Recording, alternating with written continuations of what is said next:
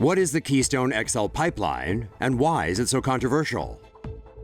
U.S. President Donald Trump has green-lighted a much-disputed oil pipeline, causing an uproar in both the U.S. and Canada as people voice their extreme support or opposition to the measure. Canada currently sends 550,000 barrels of oil to the U.S. daily via an existing Keystone pipeline.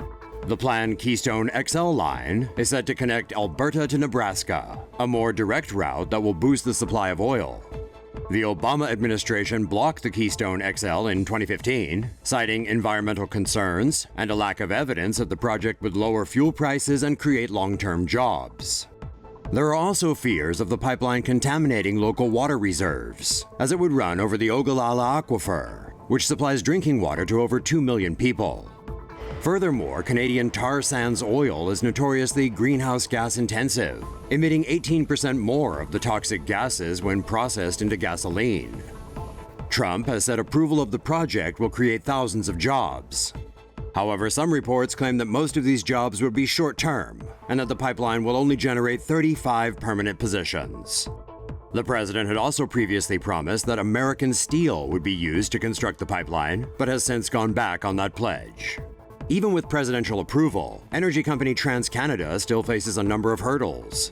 They need a permit from the Nebraska Public Service Commission to begin construction, but with Nebraska landowners and activist groups on both sides of the border mounting a resistance, it doesn't seem like the company will get to build anything anytime soon. Say no to safe spaces on YouTube. Support TomoNews at patreon.com/TomoNews. Keep watching to see more stories about oil.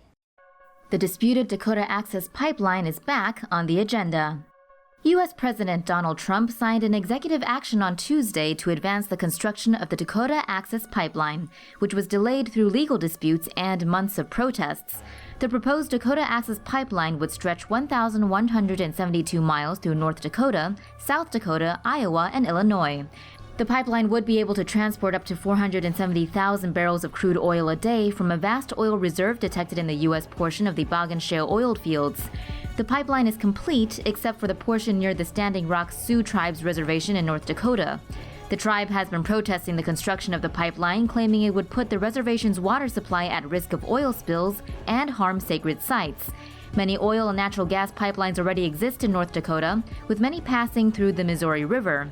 Dakota Access argues that the proposed pipeline would not pose risk to the water supply, as it would be at a depth of at least 95 feet below the bottom of Lake Oahe and parallel to the existing Northern Border Pipeline, which has been operating safely for 35 years and is only a few feet below the lake bed. Another controversial pipeline, the Keystone XL pipeline, was also given the green light by President Trump. The proposed pipeline would stretch nearly 1,200 miles across Montana, South Dakota, Nebraska, Kansas, Oklahoma, and Texas. Oil firm TransCanada announced a plan to build a pipeline that would transport oil from Western Canada to the Atlantic coast.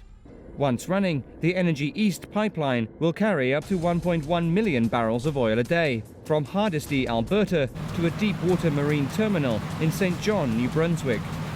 The pipeline will link about 1,900 miles of an existing natural gas line with new construction. At present, the Atlantic region and Quebec respectively get 82 and 92% of its oil from foreign sources. The project comes just as the proposal for the transnational Keystone XL pipeline was stalled in the US. Canada is the world's third most abundant source of oil, after Saudi Arabia and Venezuela.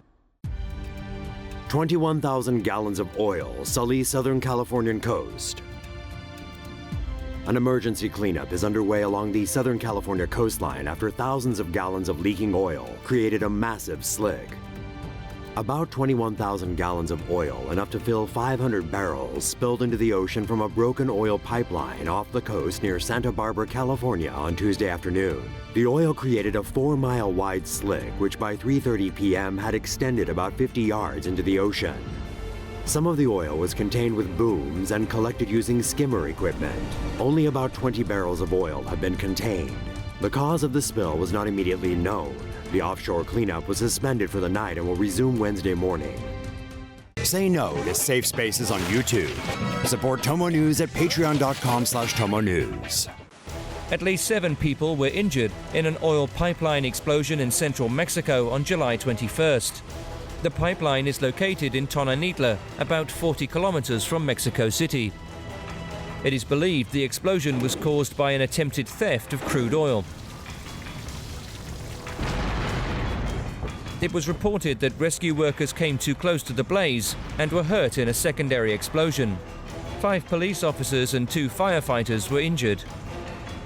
Mexico's state oil company says illegal tapping is a constant and serious problem for the company. Russian city declares state of emergency after oil spill. A Russian city on the Black Sea declared a state of emergency on Thursday as stormy weather hampered cleanup efforts after an oil spill. A major oil pipeline burst near the Black Sea port of Topsy last Tuesday. Chernomortransneft, a subsidiary of Russia's state-owned oil transport monopoly, said a landslide damaged the wall of the pipeline, causing the spill. The company said about 8.4 cubic meters of oil spilled into the Topsy River, which flows into the Black Sea.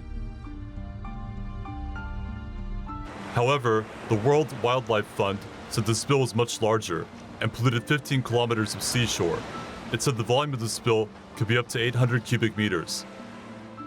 On Thursday, more than 300 workers were engaged in cleanup efforts, despite the stormy weather, according to a statement on the Kranjska regional government website.